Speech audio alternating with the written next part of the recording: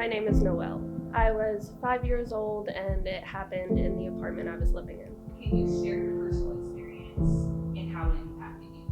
Yeah, so I was 5 years old, like I had mentioned. Basically what happened, it happened quite frequently. I won't go into too much detail, but basically it was my stepbrother and he had come to live with us. And so what would happen is I had this little blanket, I named it Wubby. So he would cover my eyes with the blanket and, sexually assault me.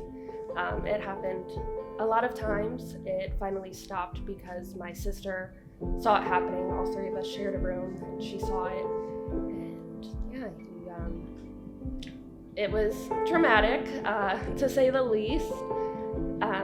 I remember having to go to the hospital to get checked out, and they took my favorite pajamas away. It was little Cars pajamas, but he did go to jail for it, so that made me feel a little bit better, I guess. Got the justice I kind of wanted, even though I didn't know really at 5 years old. So this has affected me in my relationships, not only because was I sexually assaulted when I was 5 years old, but my parents also passed away when I was 8 and 9, so a year gap between them.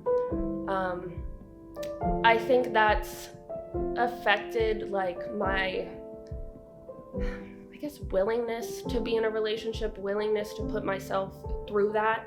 I have a huge fear of losing people all the time, or them doing something wrong, even if it's the slightest little thing. So it's definitely made me not trust, but yet again, my partner that I have now, she's the best thing ever. She just understands, and when she senses I'm uncomfortable with anything, even if it's just a hug, she backs off and we'll talk about it. My partner and I met through a friend, and the friend that we met through, she knew everything that I went through. So she kind of set us up, and for me, it's important to have somebody that understands boundaries. And I'm very bad at setting boundaries, but I think my body language says it more than words do. So she can tell when I'm uncomfortable with something. And that's, to me, very rare. My face also will speak before my words, so I guess that's also a thing. But just, having space is important for me too. Just to if something makes me uncomfortable, just to have that space to regroup internally and then continue on.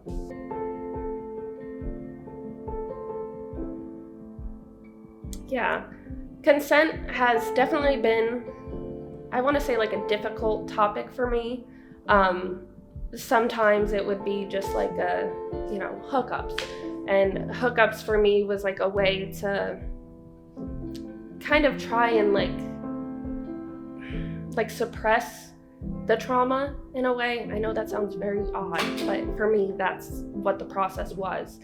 And so when I was going through hookups and dating, for me consent wasn't a thing, because I just didn't feel like I had that power to say yes or no. But when I met my current partner, we always make sure okay, is this okay? Is this okay? Constantly asking those questions.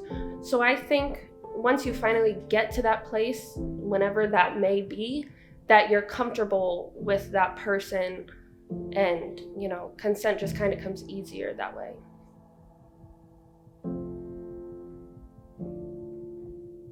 After it happened, I was put into group therapy. I didn't like it. I was a very shy kid to begin with, so putting me in a group situation, I didn't want to say anything, and me and my mom would get into, I know it happened when I was 5, but it's to me it feels like it happened yesterday. And so I got into group therapy, told her I didn't want to go, cried and yelled the whole way there.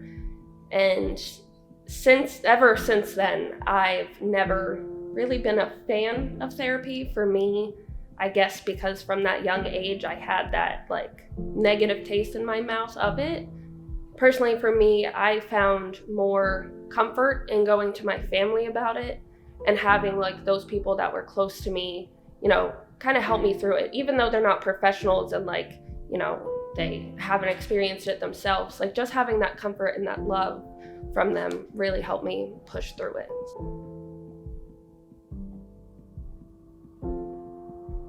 So since I was so young,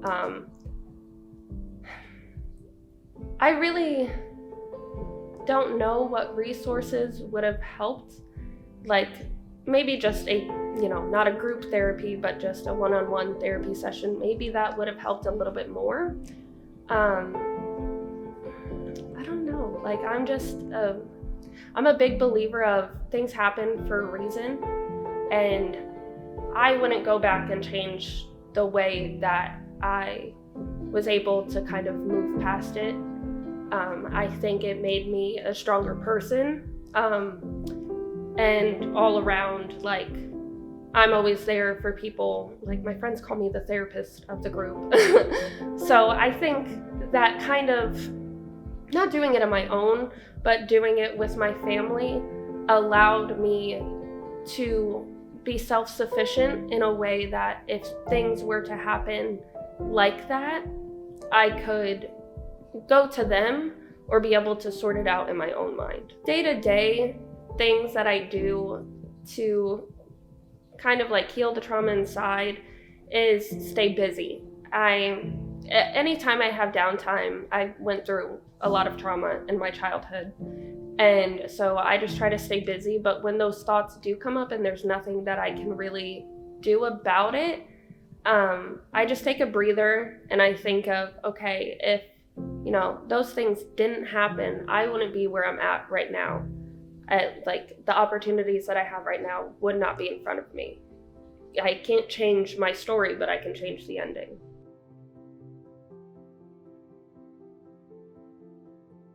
The message I would like to give viewers who are allies or just want to be there to support someone that has gone through sexual assault is people always think it's because of what someone's wearing or how they were acting, but I was 5 years old when it happened to me, so that's not the case. And I think it's really important just to stick through, stick through with what you're saying. So if you're saying like, oh, I'm here to support you, like commit to that and don't try and make jokes about it or anything like that. I am Noel Owens. I am a survivor, not a victim.